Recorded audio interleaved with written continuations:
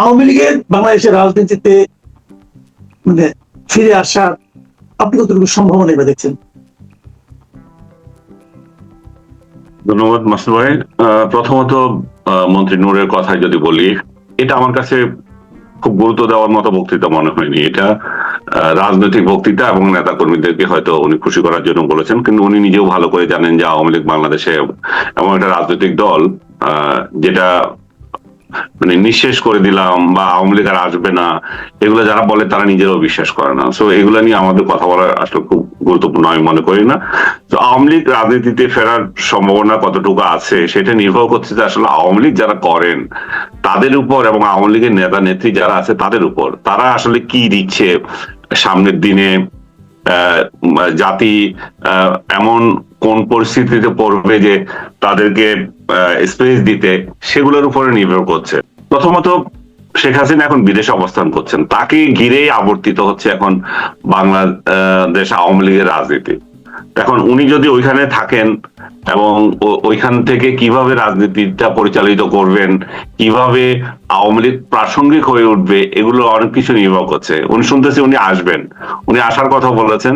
সেই আসার কথাটা নিয়ে আবার রাজনীতিতে নানা কথা হচ্ছে যে উনি কি সত্যিকার অর্থে আসতে পারবেন কিনা বা ওনাকে আসতে দেওয়া হবে কিনা, আসতে উনি কিভাবে আসবেন, কারণ ওনার ট্রাভেল পাস ছাড়া তো এখন আসারও কোনো সুযোগ নাই। আসলে উনি যে কনসিকুয়েন্স এখানে ফেস করবেন আদালতে, সেগুলো সেগুলো জেনে কি উনি কি আসবেন, নানা স্পেকুলেশন চলতেছে। বাট সাধারণ একজন নাগরিক হিসাবে যদি আমাকে এই বিষয়ে আলাপ করতে বলেন, তো আমি বলবো যে এগুলো হচ্ছে যে খুবই ভাষা ভাষা জিনিস। কারণ শেখ হাসিনা যদি আসবেন সিদ্ধান্ত নেন, তাহলে সেটা হবে শুধু ওনার নিজের উপরে না, যে উনি উনি নিজের উপর একটা সিদ্ধান্ত তো নিতেই পারেন যে আমি আসবোই, ডিটারমাইন্ড। এটা যেমন আছে, আমি এসে কি এখানে আগুনে ঝাঁপ দেবো কিনা, সেটাও তো একটা বিষয়। উনি এখানে যে এসে যে পরিবেশ পাবেন সেটা কি ওনার জন্য নিরাপদ কতটুকু, উনাকে ওনার যে মামলা ওনাকে সাজা হয়েছে সেই মামলায় কি উনি বাইরে থাকবেন না জেলে যাবেন, উনি আপিল করার যে বিষয়টা আছে সেটা অবশ্যই নিয়ম মানে মীমাংসিত। কারণ উনার অনুপস্থিতিতে বিচার হয়েছে, উনি এসে এটা আপিল করতেই পারেন। এবং বাংলাদেশের আদালত দেখা গেছে যে তারা তাদের ইচ্ছা অনুযায়ী ব্যাখ্যা দেয় এবং এটা এক্সটেন্ড করে। এই যে নর্মালি নিয়ম হচ্ছে যে 30 দিনের মধ্যে করতে হবে, সেটা দেখবেন যে আপনি সেটা এখানে কোনো প্রযোজ্য নয় বলে বিবেচিত হবে, কারণ এগুলা এর অতীতে ইতিহাস আছে। সো আমরা একটু পুরো ওই পুরনো কথা নাই বললাম। এখন শেখ হাসিনা যদি আসেন, তাহলে সেটা নির্ভর করছে ওনাকে যারা আনতে চান বা উনি সরকারের সাথে ওনার কোনো নেগোসিয়েশন হয়েছে কিনা সেগুলোর উপর। উনি উনি এমন মানে ওনার নেগোসিয়েশন এভাবে হতে পারে যে উনি যে দেশে আছেন সে দেশ হয়তো মধ্যস্থতা করতে পারে, কিন্তু তৃতীয় আরেকটা দেশ মধ্যস্থতা করতে পারে। আমেরিকার কথাও এখন শুনছি আড়ালে আবডালে, তারাও এখানে হয়তো থাকতে পারে। মোট কথা একটা বিদেশি ছাড়া, আপনার মিডিয়েটর ছাড়া উনি বাংলাদেশে আসবেন সরাসরি এখানে এসে পতঙ্গের ঝাঁপ দেবে, আগুনের পতঙ্গের মতো ঝাঁপ দেবেন, সেটা আমার কাছে মনে হয় না। জি, ওই আমরা দেখলাম যে আপনার পররাষ্ট্র প্রতিমন্ত্রী যিনি আছেন শামা ওবায়েদ, তিনিও এই প্রসঙ্গে ওনাকে প্রশ্ন করা হয়েছিল, উনি একই কথা বলেছেন যে শেখ হাসিনা কি বলছেন না বলছেন ওনার বক্তব্য এখন আমাদের দেশের জন্য প্রাসঙ্গিক নয়। তো শেখ হাসিনা একই সঙ্গে কিন্তু ওনার আসার ব্যাপারটা না, তার বাইরেও কিছু রাজনৈতিক বক্তব্য কিন্তু দিয়েছেন এনডিটিভির সঙ্গে দেওয়া সেই ইন্টারভিউ। তো উনি যদি একজন আপনার মামলার দণ্ডপ্রাপ্ত আসামি হয়েও থাকেন, তারপরেও একজন রাজনৈতিক নেতা হিসেবে ওনার বক্তব্য একেবারেই প্রাসঙ্গিক নয়, এটা আপনি মনে করেন যেরকমটি শামা ওবায়েদ মনে করেছেন? শামা ওবায়েদ এটা নিয়ে কথা বলছেন, এই জন্যই তো এটা প্রাসঙ্গিক। শামা ওবায়েদকে প্রশ্ন করছে, এটাই তো প্রাসঙ্গিক। প্রাসঙ্গিক না কেমনে? আমরা যে কথা বলছি এটাই তো প্রাসঙ্গিক। শেখ হাসিনা যদি অপ্রাসঙ্গিক হবে, আমরা এটা নিয়ে কোনো কথা বলবো, আমরা তখন ফুটবল নিয়ে কথা বলতে পারতাম, অন্য কোনো সাবজেক্ট নিয়ে কথা বলতে পারতাম। তার মানে হচ্ছে যে রাজনৈতিক নেতা নেত্রী ক্ষমতা আজকে ক্ষমতা হারাচ্ছে, কালকে ক্ষমতা নাই, তার মানে এই নয় যে উনি অপ্রাসঙ্গিক হয়ে গেল।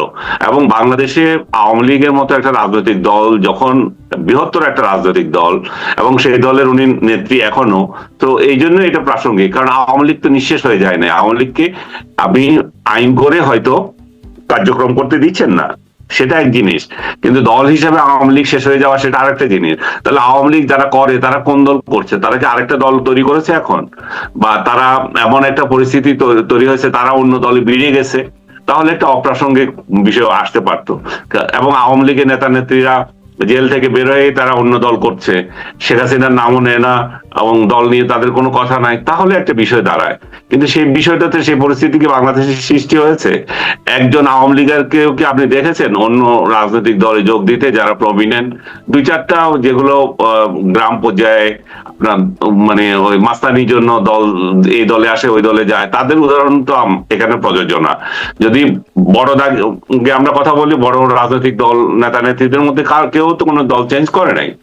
তো দল যখন চেঞ্জ না করছে, তাদের প্রাসঙ্গিক আছে, তাদের দলও প্রাসঙ্গিক আছে, এবং সরকারও সারাক্ষণ আওয়ামী লীগ নিয়ে কথা বলে, সারাক্ষণ, এবং আওয়ামী লীগ ট্যাগ দিয়ে অন্যদেরকে ইয়ে করে, এবং মানে কথায় কথায় আওয়ামী লীগ ট্যাগ দিচ্ছে, এই আওয়ামী লীগ ও মুখ।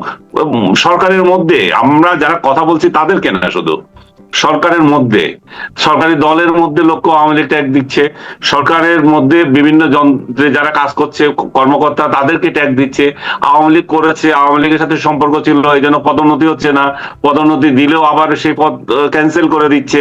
তো সবগুলো তো আওয়ামী লীগকে কেন্দ্র করেই হচ্ছে।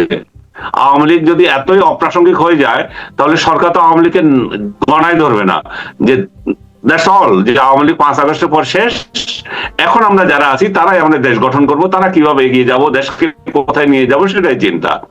যারা বড় ধরনের কোনো অপরাধ করেছে, ফৌজদারি অপরাধ করেছে, তাদের সাজা হবে, বাকিরা আসো আমরা দেশ চালাই, একসাথে এগিয়ে যাই। সেই রকম মেন্টালিটি তো নাই। মেন্টালিটি তো হচ্ছে যে আজকে যাকে আপনি পুরস্কার দিচ্ছেন, সরকারি কর্মকর্তা বিশেষ করে, তাকে আপনি আজকে বীরত্বের জন্য পুরস্কার দিচ্ছেন, আগামীকাল বা ক্ষমতা পরিবর্তনের পর সে হয়ে যাচ্ছে ভিলেন। শাপলা চত্বরের কথা ধরেন না, শাপলা চত্বরে হিরো যারা ছিল, এই যে দুর্নীতিবাজ আইজি যার কথা আমরা বলছিলাম, ব্যানার্জির তখন তো কমিশনার ছিল, তখন তো তার কি প্রশংসা, হ্যাঁ, সর্বমহল থেকে প্রশংসা হয়েছিল। এবং এখন কোথায়?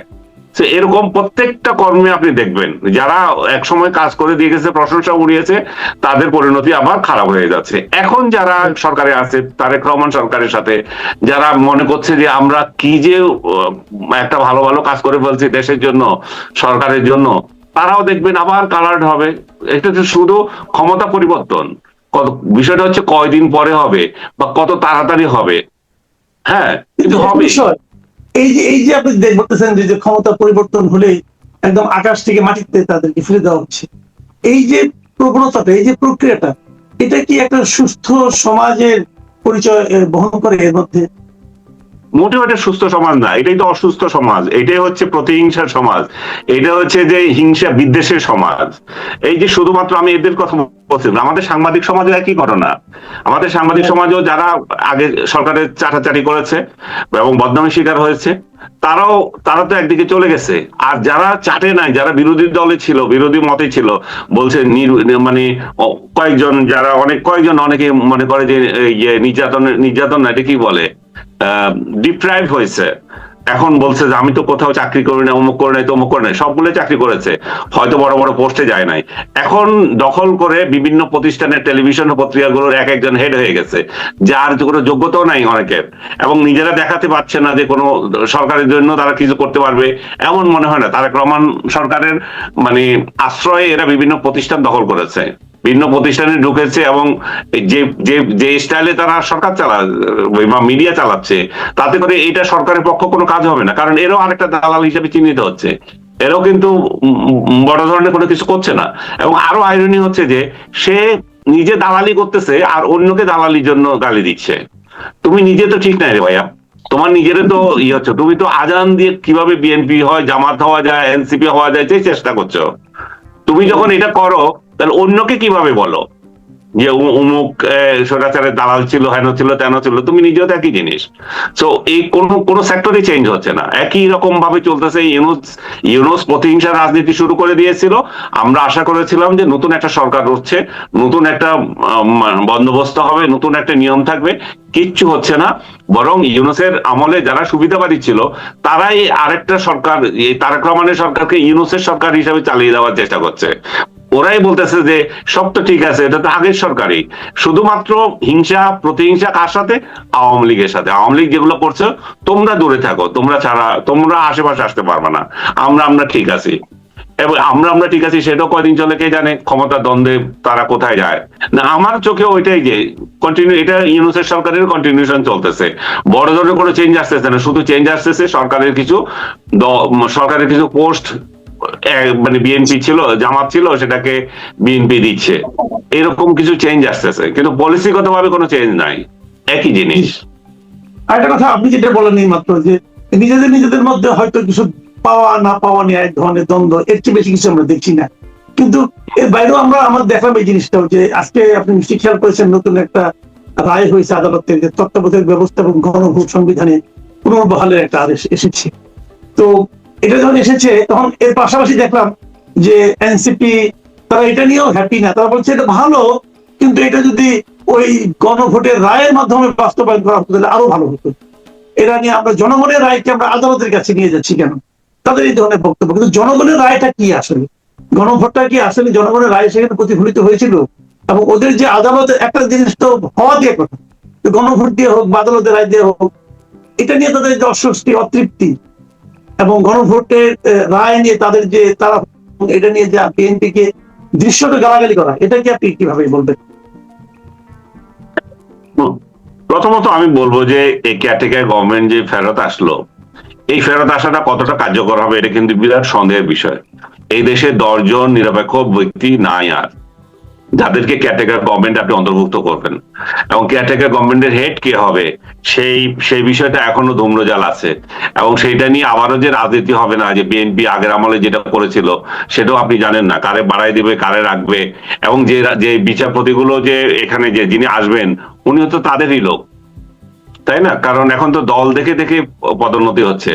বিচার বিভাগ তো স্বাধীন না, যে আপনি একজন স্বাধীন বিচারপতি দিয়েছেন, সে কোনো দল করে না বা তার দলীয় সংশ্লিষ্টতা না। এখন যারা আসতেছে সবাই তো দলীয় সংশ্লিষ্টতা নিয়ে আসতেছে, প্রত্যেকটা প্রতিষ্ঠান এই তো দলীয়করণ হয়ে গেছে। সেটা যে এই সরকার আমল হয়েছে তা না, সেটা তো শেখ হাসিনার আমল থেকে হয়ে আসতেছে বা তারও আগে থেকে হয়ে আসতেছে।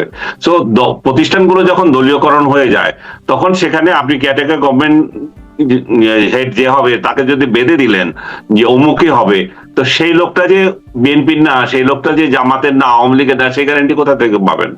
সো এই জন্যই যে যেহেতু দল নিরপেক্ষ ভাবে বিচারপতি নিয়োগ হচ্ছে না, সো ওইখানে কে হবে সেটা নিয়ে আবার কাওয়াজ রয়ে গেছে। আর গণভোটের যে বিষয়টা, গণভোট একটা অবৈধ বিষয় ছিল, এবং এই সরকার যদি এই তত্ত্বাবধায়ক সরকার, সরি, এই আদালত যদি বলে যে গণভোটের পক্ষে যদি রায় দিয়ে থাকে, সেটা কি এই গণভোটের পক্ষে রায় দিয়েছেন না ভবিষ্যৎ গণভোটের পক্ষে রায় দিয়েছেন, সেগুলো তো আবার ব্যাখ্যা করবে।